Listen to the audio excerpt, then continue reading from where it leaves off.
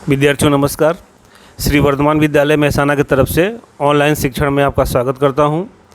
विद्यार्थियों, आज हम कक्षा 9 क्षितिज भाग 1 विषय हिंदी और उसमें पाठ 1 जिसका नाम है दो बैलों की कथा, आज हम भाग 4 पढ़ेंगे और समझेंगे और उसका प्रश्नावली हल करेंगे।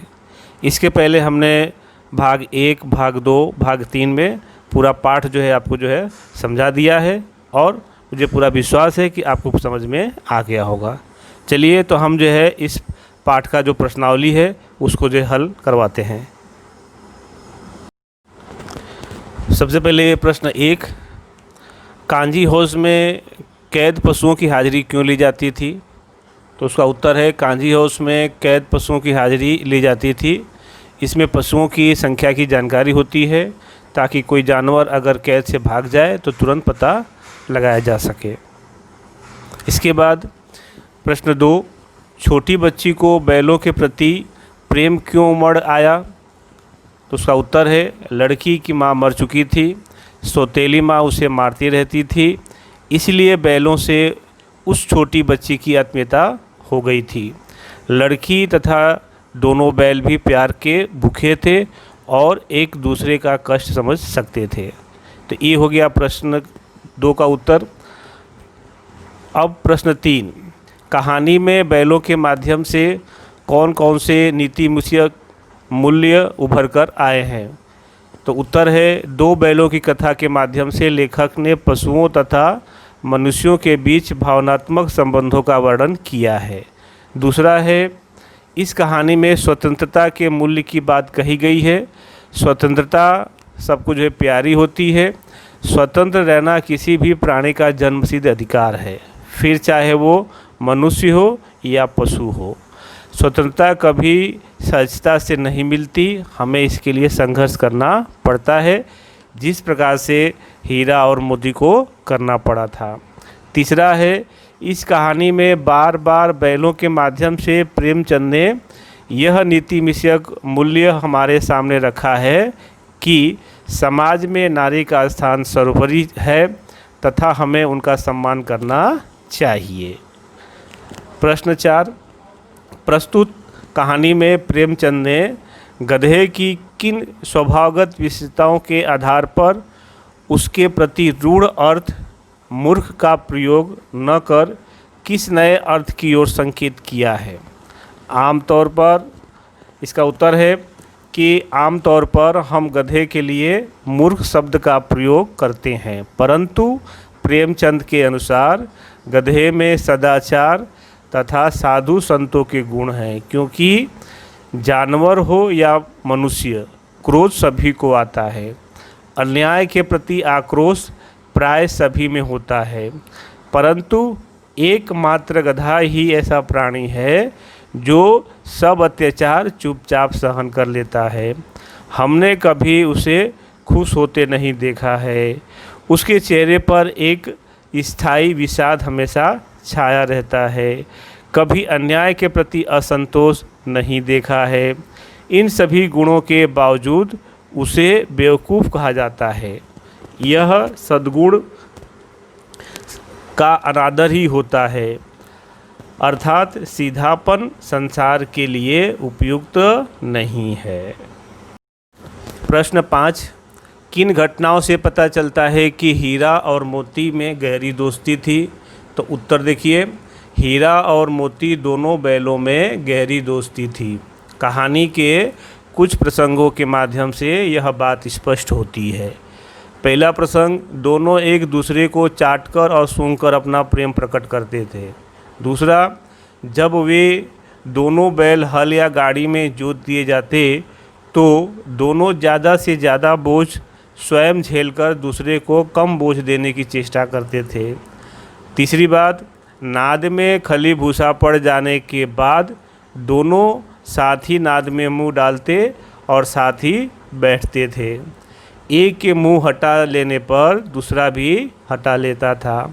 चौथी बात, जब कुछ लोगों ने खेत में पकड़ लिया था तो उस समय दोनों को घेर लिया तब हीरा निकल गया, परंतु मोती के पकड़े जाने पर वह भी बंधक बनने के लिए स्वयं ही लौटकर वापस आ जाता है।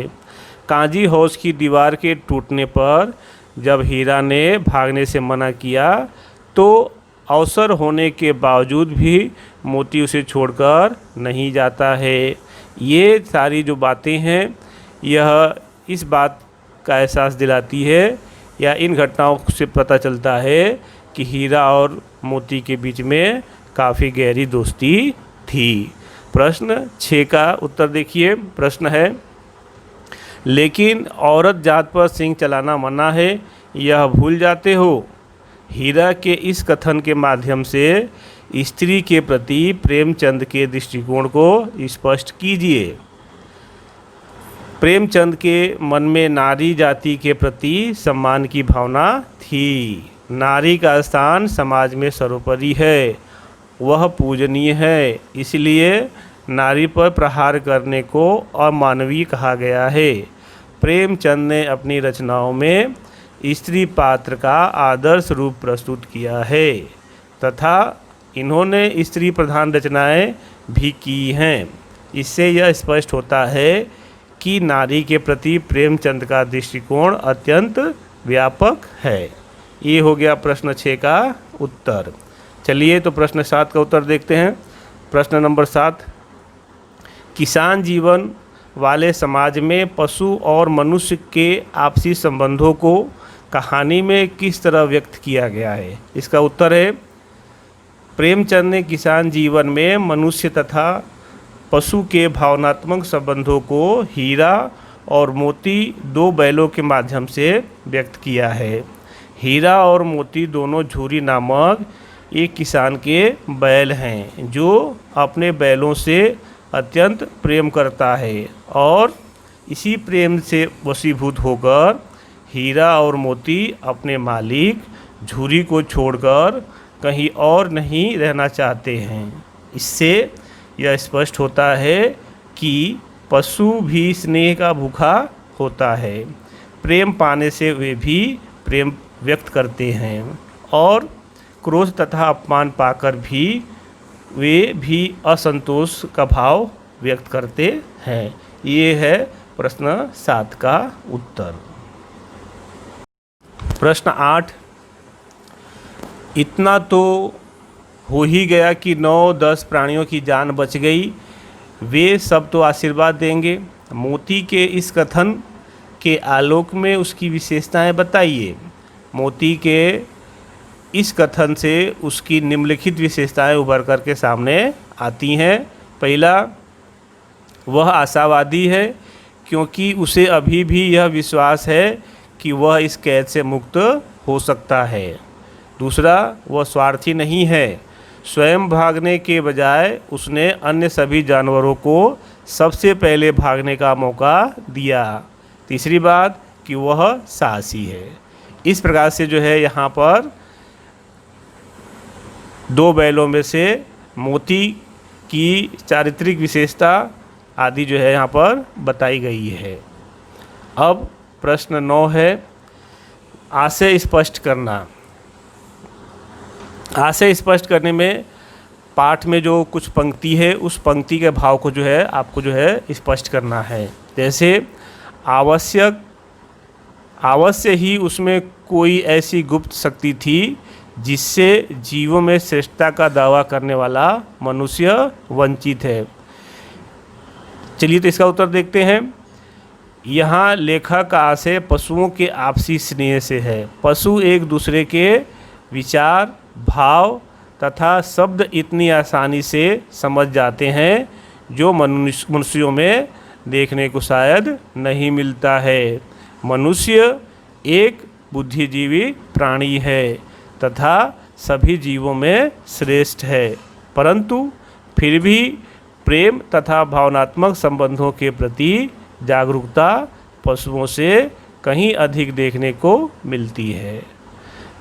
दूसरा है ख, आशय स्पष्ट करने में उस एक रोटी से उनकी भूख तो क्या शांत होती, पर दोनों के हृदय को मानो भोजन मिल गया। चलिए इसका उत्तर देखते हैं। इसका आशय क्या है। यहाँ मनुष्य तथा पशुओं के आत्मीय संबंधों को व्यक्त किया गया है।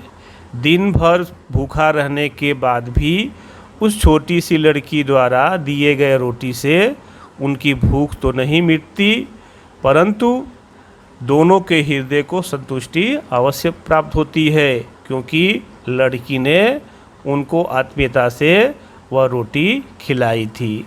इस प्रकार से लड़की के बीच में और हीरा मोती के बीच में आत्मीयता स्थापित हो जाती है। प्रश्न नंबर 10 जो है आपको स्वयं करने हैं। चलिए तो प्रश्न 11 देखते हैं। बड़ा क्वेश्चन है। हीरा और मोती ने शोषण के खिलाफ आवाज़ उठाई, लेकिन उसके लिए प्रताड़ना भी सही। हीरा मोती की इस प्रक्रिया पर तर्क सहित अपने विचार प्रकट करिए। चलिए उत्तर देखते हैं। हीरा और मोती पर बहुत अत्याचार किए गए, उनका शोषण किया गया, परंतु हीरा और मोती ने इसे चुपचाप सहन करने के बजाय इसके विरुद्ध जो है आवाज़ उठाई। भले ही इसके लिए उन्हें प्रताड़ना सहन करनी पड़ी, बहुत कष्टों का सामना करना पड़ा, परंतु वह कभी पीछे नहीं हटे। अपने मालिक पर अगाध स्नेह होने के बावजूद उन्हें गया अपने साथ ले गया। यह बात जो है हीरा मोती को मंजूर नहीं था, परंतु फिर भी अपने मालिक के लिए वे गया के साथ जाने को तैयार हो जाते हैं। गया का व्यवहार उनके प्रति कुछ ठीक नहीं था। वह उन्हें दिन भर भूखा रखता था, सख्ती से पूरा काम करवाता था। पशुओं के प्रति मनुष्य का यह व्यवहार अनुचित था। सहन शक्ति भी एक हद तक जवाब दे जाती है। हीरा और मोती के साथ भी कुछ ऐसा ही हुआ।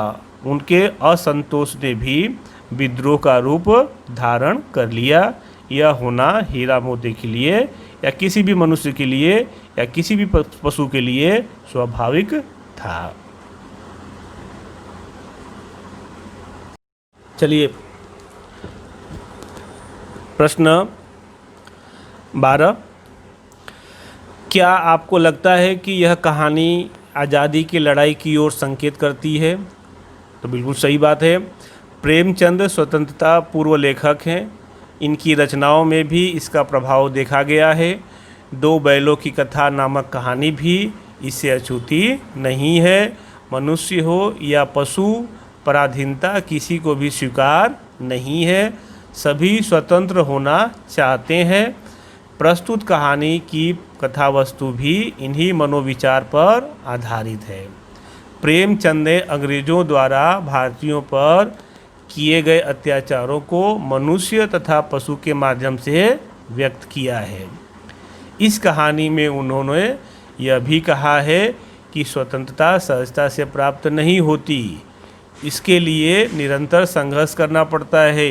जिस प्रकार अंग्रेज़ों के अत्याचार से पीड़ित जनता ने अपना क्षोभ विद्रोह के रूप में प्रकट किया था, उसी प्रकार से बैलों का गया के प्रति आक्रोश भी संघर्ष के रूप में भड़क उठता है।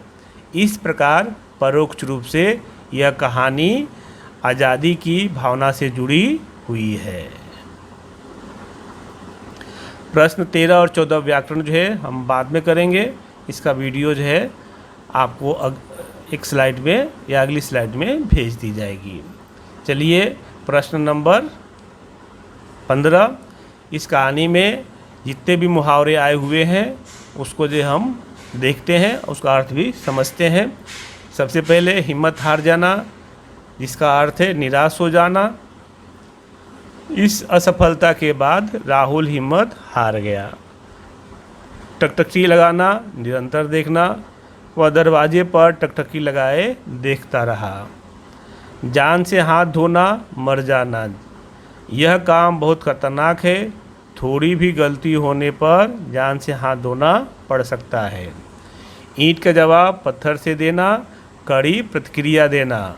युद्ध के मैदान में भारतीय सैनिकों ने दुश्मन की ईंट का जवाब पत्थर से दिया। दांतों पसीना आना, कठिन परिश्रम करना, इसका अर्थ है कठिन परिश्रम करना। इतना भारी सामान उठाने से राकेश के दांतों पसीने आ गए। इस प्रकार से पाठ 1 2 बैलों की कथा, यह पाठ जो है यहाँ पर पूर्ण होता है। और सभी विद्यार्थियों को अपने नोटबुक में इस सारे प्रश्न जो है, प्रश्न का उत्तर जो है आपको लिखना है। धन्यवाद।